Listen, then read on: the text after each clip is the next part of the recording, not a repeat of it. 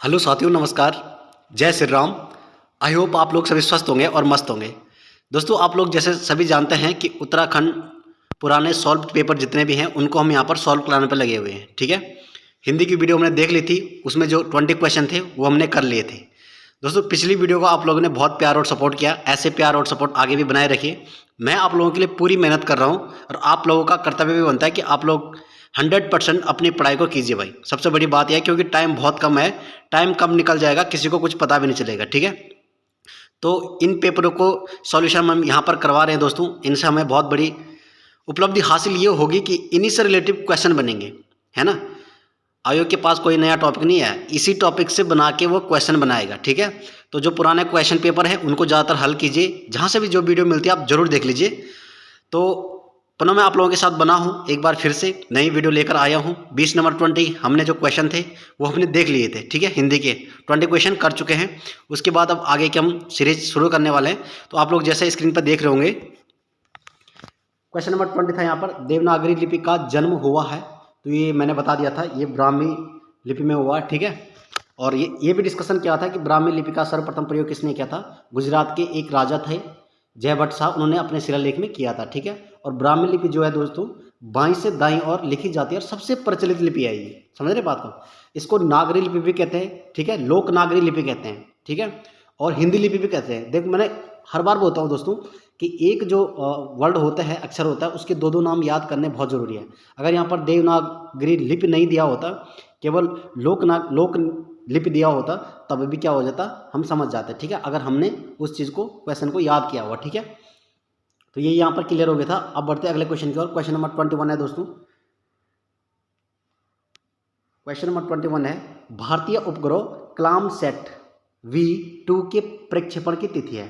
ठीक है, किताब की भाषा की प्रक्षेपण की तिथि है, लेकिन हमें सीधे ये समझना कि भारतीय उपग्रह जो है क्लासमेट V2 को कब छोड़ा गया। ठीक है, अंतरिक्ष में भेजा गया। इसको कब भेजा गया, अब देखो इसके बारे में जानकारी करेंगे हम। ठीक है, तो सबसे पहली बात यह है कि ये भेजा गया 24 जनवरी 2019 को। ठीक है, और क्लामसैट क्या है, एक उपग्रह है। कैसा उपग्रह है, कृत्रिम उपग्रह है। ठीक है, आर्टिफिशियल है, ये कृत्रिम उपग्रह है क्लामसैट। और ये दोस्तों विश्व का सबसे छोटा और हल्का उपग्रह है, ये याद रखना है। विश्व का सबसे छोटा है और हल्का उपग्रह है। ठीक है, इसलिए इसका डिस्कशन किया हुआ था उत्तराखंड पुलिस के पेपर में। ठीक है, इसकी बहुत सारी उपलब्धि और भी है। अब देख लीजिए क्या है कि क्लामसैट जो है दोस्तों, क्लामसैट के नाम पे, क्लामसैट जो रखा गया है ना, ये रखा गया APJ अब्दुल कलाम के नाम पे, ये उपग्रह का नाम रखा गया है। ठीक है, और इसको कब छोड़ा गया, 24 जनवरी 2019 को छोड़ा गया। किसने, अंतरिक्ष जो अनुसंधान है, कहाँ है, हरिकोटा आंध्र प्रदेश में। ठीक है, तो वहाँ से इसको छोड़ा गया, सतीश धवन अंतरिक्ष। ठीक है, तो अब बढ़ते हैं आगे अगले क्वेश्चन की ओर। ये था इसकी जानकारी।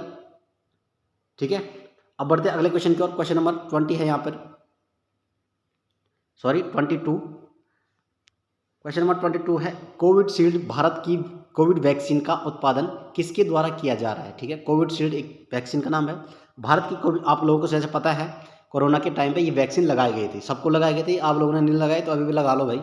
ठीक है कुछ पता नहीं है कि कब कोरोना आ जाए। ठीक है, मैंने तो लगा रखी है दोनों, है ना। तो उत्पादन किसके द्वारा किया जा रहा है, तो ये किया गया था दोस्तों सीरम इंस्टीट्यूट के द्वारा। ठीक है, कोविडशील्ड जो वैक्सीन है उसका जो उत्पादन किया था वो किया था सीरम इंस्टीट्यूट ने। ठीक है, कोविडशील्ड से सीरम इंस्टीट्यूट का क्या करने उत्पादन हुआ था। ठीक है, कोविडशील्ड मतलब सीरम इंस्टीट्यूट ने बनाई थी। ये पूछा इसने कि कोविडशील्ड किसने बनाई थी। अब बढ़ते हैं अगले क्वेश्चन की ओर। क्वेश्चन नंबर 23वां क्वेश्चन है दोस्तों, गेहूं के दाने होते हैं।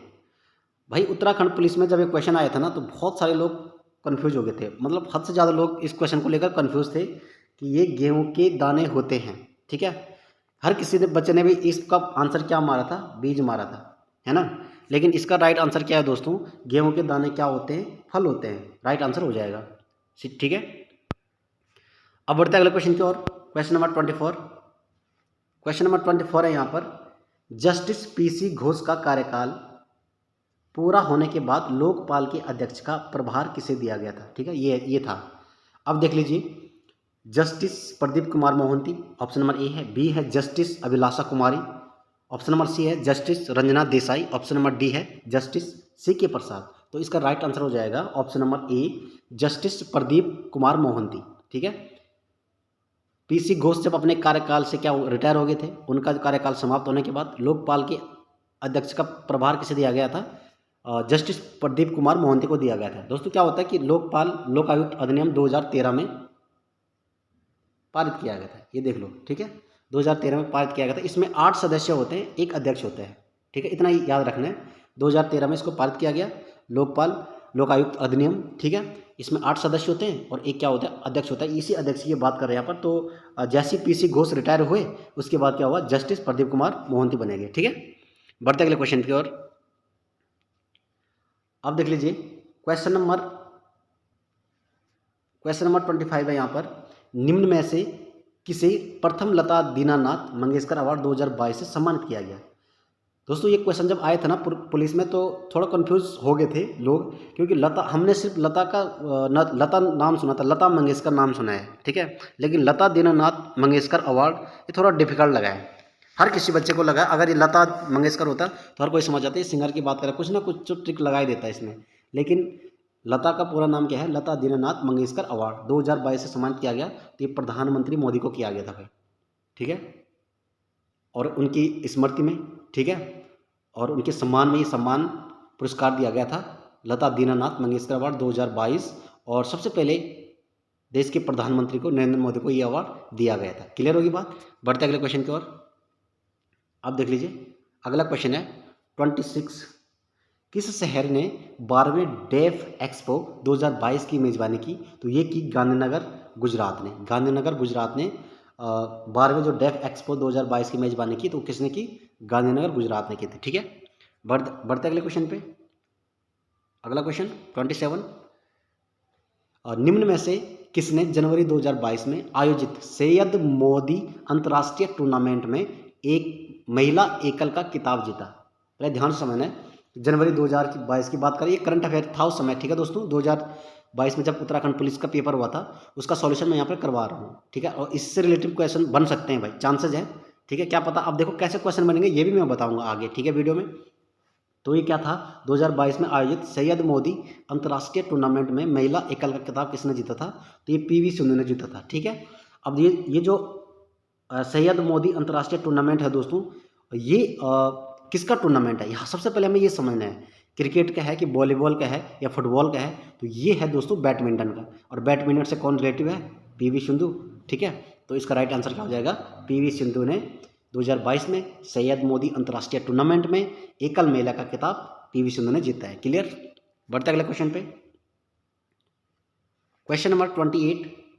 निम्न में से किस ऑपरेशन के अंतर्गत भारत सरकार द्वारा मेडिकल छात्रों को, ध्यान रखना, मेडिकल छात्रों को यूक्रेन से भारत लाया गया? ठीक है, यूक्रेन और रूस के बीच युद्ध हुआ था। ठीक है, भारत के जो मेडिकल छात्र थे ना, वो फंस गए थे वहाँ। किसी भी देश में लड़ाई लगेगी तो अफरा तफरी तो मचेगी ना।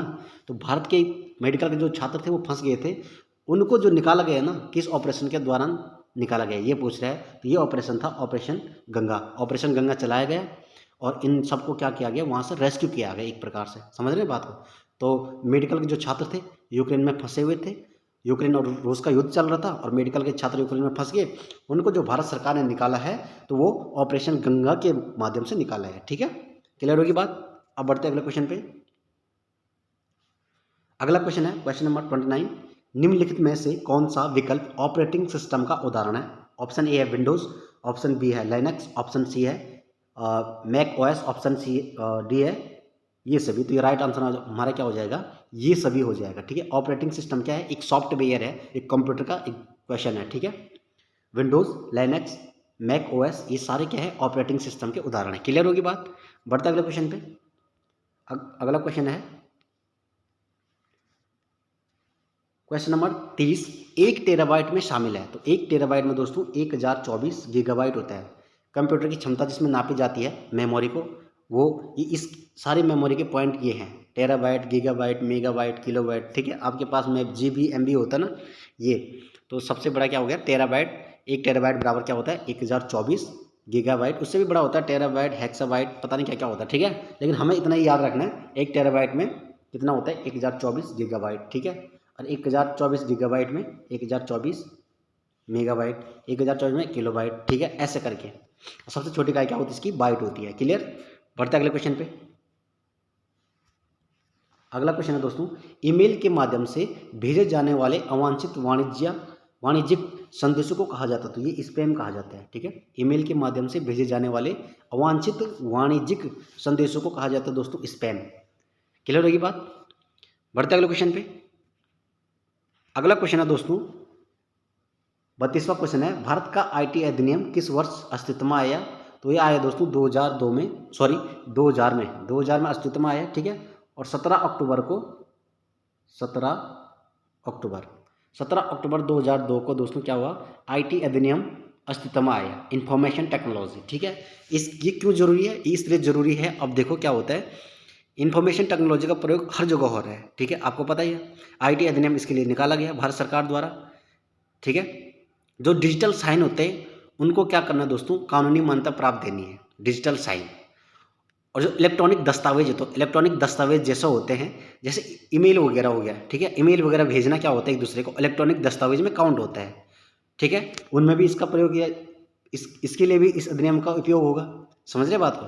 दूसरी बात क्या है कि जो साइबर अपराध होता है ना, साइबर अपराध, साइबर क्राइम अपराध, उसके लिए न्यायिक व्यवस्था की जरूरत पड़ेगी, और जरूरत पड़ी है, ठीक है। तो इसके लिए भी ये अधिनियम बनाया गया। तो आईटी अधिनियम इसलिए बनाया गया कि ताकि साइबर अपराध वालों को पकड़ा जा सके, उनके लिए नियम कानून बनाया जा सके। जो डिजिटल साइन हो उसको कानूनी मान्यता प्राप्त हो, ठीक है। और जो इलेक्ट्रॉनिक दस्तावेज होते हैं उनको भी कानूनी मान्यता प्राप्त हो। समझिए बात को? ये चीज़ है। आईटी अधिनियम किस वर्ष पारित किया गया? तो ये 2000 में पारित किया गया, 17 अक्टूबर 2000 को पारित किया गया। आईटी का जो मैंने बता दिया, इंफॉर्मेशन टेक्नोलॉजी से संबंधित है ही, ठीक है। और इलेक्ट्रॉनिक दस्तावेज को कानूनी वैल्यू देना, ये समझ लो, ठीक है। और जो होते हैं क्या, इलेक्ट्रॉनिक दस्तावेज वगैरह हो गया, डिजिटल साइन हो गया, डिजिटल साइन को भी कानूनी मान्यता प्राप्त देना। समझिए बात को? बढ़ते अगले क्वेश्चन पे। क्वेश्चन नंबर 33, महावीर का जन्म कहाँ हुआ था? ए है पावापुरी, बी है गया, सी है लुम्बिनी, डी है वैशाली।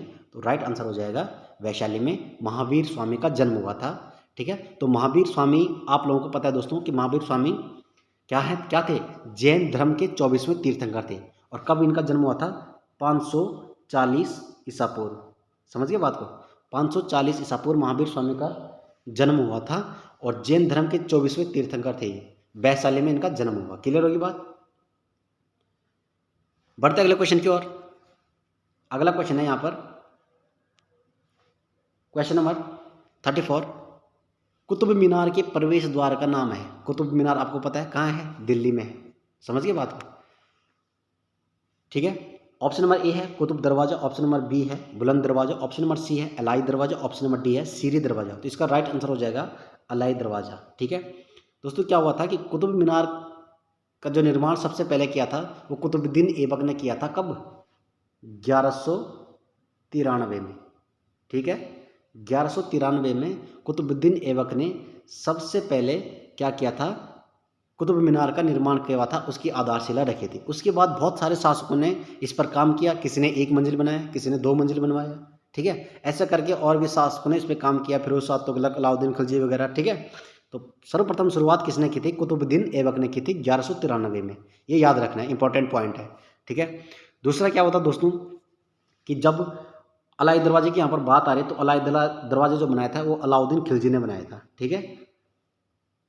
अलाई दरवाजा किसने बनाया? अलाउद्दीन खिलजी ने बनाया था। ये कब बनाया था? 1311 ईस्वी में बनाया था, ठीक है। इसी कुतुब मीनार के अंदर बनाया था। मैंने बोला ना अभी पहले कि अलग अलग शासकों ने अलग अलग तरह का निर्माण करवाया इसमें, ठीक है। किसी एक शासक ने पर्टिकुलर इसको नहीं बनाया। तो कुतुब मीनार सबसे पहले कुतुबुद्दीन ऐबक ने इसकी नींव रखी थी, है ना। बढ़ते अगले क्वेश्चन की ओर। अगला क्वेश्चन है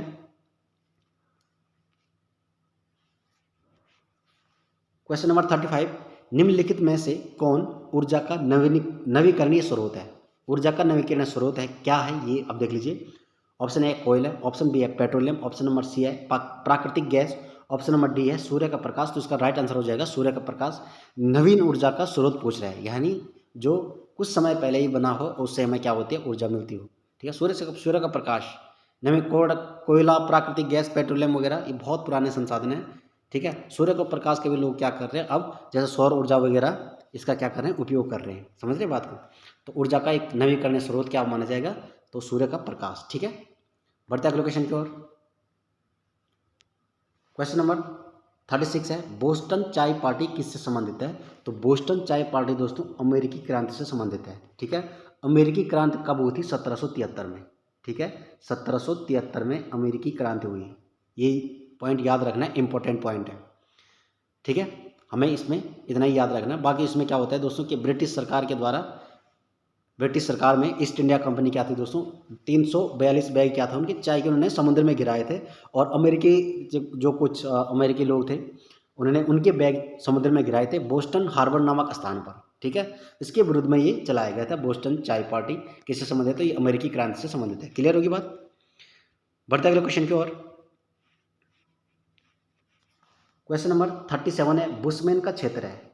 अब हमें पता नहीं है बुशमैन क्या है। सहारा मरुस्थल, बी है अटाकामा मरुस्थल, सी है गोबी मरुस्थल और डी है कालाहारी मरुस्थल। तो इसका राइट आंसर हो जाएगा कालाहारी मरुस्थल। कालाहारी मरुस्थल अफ्रीका महाद्वीप में पड़ता है दोस्तों। ठीक है, अफ्रीका महाद्वीप में कालाहारी मरुस्थल पड़ता है। उस मरुस्थल के अंदर बुशमैन नाम की एक जनजाति पाई जाती है। तो ये बुशमैन जो है जनजाति का नाम है ना, बुशमैन का क्षेत्र है। अब हमें पता ही नहीं है बुशमैन क्या है। ठीक है, तो अफ्रीका महाद्वीप की यहाँ पर बात हो रही है। अफ्रीका महाद्वीप में कालाहारी मरुस्थल है, उसके अंदर क्या होता है दोस्तों, बुशमैन जनजाति पाई जाती है। क्लियर होगी बात। बढ़ते अगले क्वेश्चन की ओर। क्वेश्चन नंबर 38 है, भारत वन स्थिति सर्वेक्षण 2021 के अनुसार निम्नलिखित राज्यों में से किस एक में सर्वाधिक वन क्षेत्र है। तो वो छत्तीसगढ़ में हो जाएगा दोस्तों। ठीक है, भारत वन स्थिति सर्वेक्षण 2021 के अनुसार निम्नलिखित राज्यों में से किस एक में सर्वाधिक वन क्षेत्र, तो छत्तीसगढ़ में है। छत्तीसगढ़ में क्यों है, भारत की जो सबसे ज़्यादा वन पाए जाते हैं दोस्तों, वो पाए जाते हैं एमपी में, यानी मध्य प्रदेश में। ये 4 क्रम याद रखना। उसके बाद जो वन पाया जाता है यूपी में, अरुणाचल प्रदेश में। ठीक है, उसके बाद जो पाया जाता है छत्तीसगढ़ में, और चौथा आता है एमएच, महाराष्ट्र। ठीक है, ये 4 राज्य याद रखने में। नंबर 1 पे एमपी, एपी, छत्तीसगढ़, महाराष्ट्र, इनमें सबसे ज़्यादा वन का क्षेत्र पाया जाता है। ठीक है, क्लियर होगी बात। अब बढ़ते हैं अगले क्वेश्चन पे। क्वेश्चन नंबर 39, मीटियोर अभियान निम्न में से किससे संबंधित है। प्रशांत महासागर में गहराई का मापन से, अन्य महासागर का जैविक अध्ययन से, क्रायोस्फीयर प्रदेश में आइस कोर अध्ययन से, उपरोक्त में से कोई नहीं। तो दोस्तों इसमें क्या हो जाएगा, राइट आंसर होगा उपरोक्त में से कोई नहीं। क्योंकि जो मीटियोर अभियान था ना, ये समुद्री विज्ञान अभियान था दोस्तों। इसके द्वारा अटलांटिक महासागर की खोज की गई थी। ठीक है, अटलांटिक महासागर की खोज की गई। कब की गई थी, 1925 से लेकर 1927 के बीच।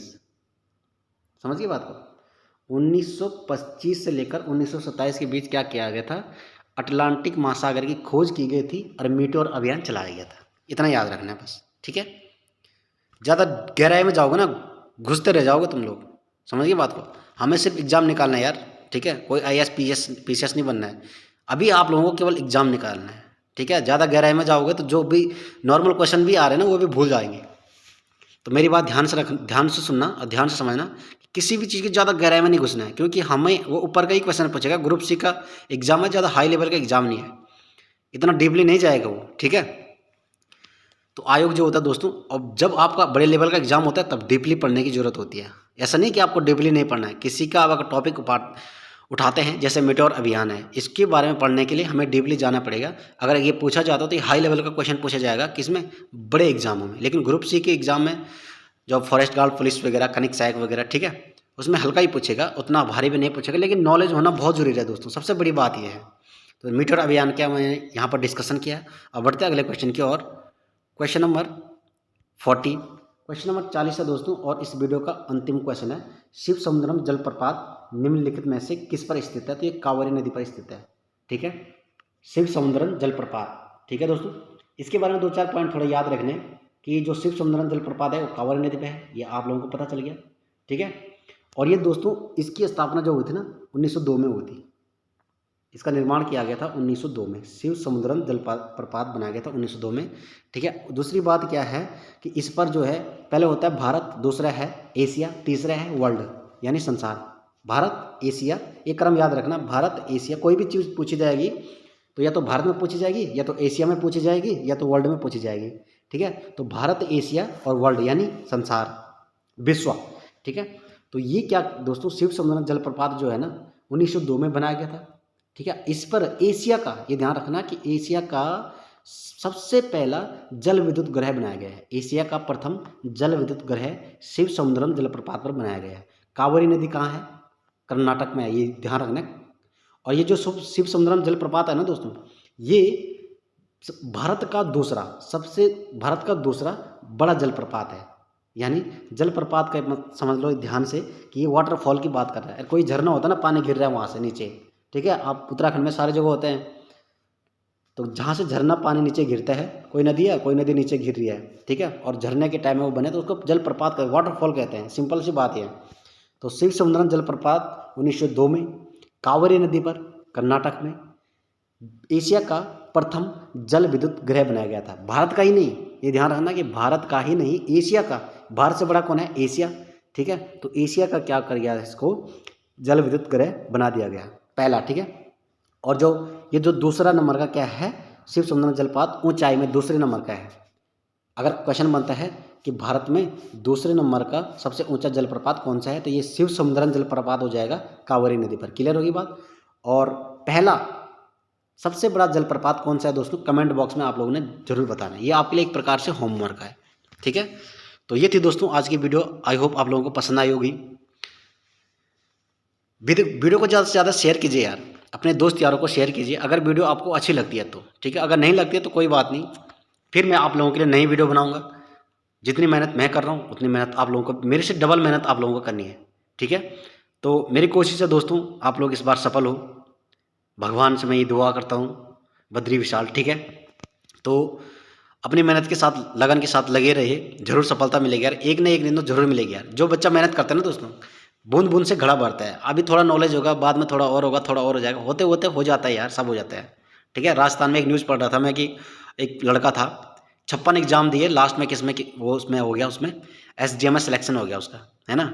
56 एग्जाम देने के बाद, तो किस्मत बड़ी कुत्ती चीज़ है, कभी भी पलट सकती है। ठीक है दोस्तों, तो मिलते हैं नेक्स्ट वीडियो में, तब तक के लिए धन्यवाद। जय हिंद, जय भारत, जय उत्तराखंड।